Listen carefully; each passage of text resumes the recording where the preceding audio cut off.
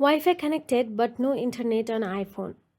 If your iPhone is connected to Wi-Fi but has no internet, then simply try these fixes.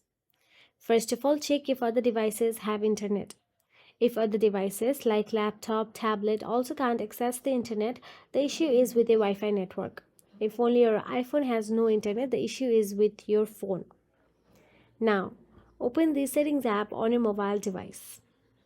You can also slide down the control center, then turn on airplane mode, wait 10 seconds, and simply turn it off.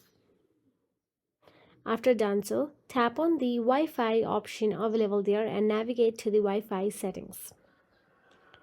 Inside Wi-Fi, tap on your Wi-Fi network which you are connected with but does not provide the internet access. You can see I option available there. Simply tap on the I. Now there, select forget this network, and after you forget this, reconnect by entering the password. Now, after done so, restart your iPhone and router. Restart your iPhone, power off, and wait for 10 seconds and turn it back on.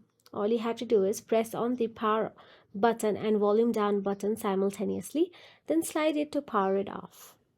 Then turn it back on after a few seconds. Repeat same with router. Restart your Wi-Fi router, unplug it for 30 seconds and plug it back in. Now if the issue persists, then reset network settings. First of all, tap on the General inside the settings. Then scroll down and tap on the Transfer or Reset iPhone. Then tap on Reset and tap Reset Network Settings. This will remove Wi-Fi passwords, so note them down. So that is it. If you found this video helpful, please like, share and subscribe. And thank you so much for watching.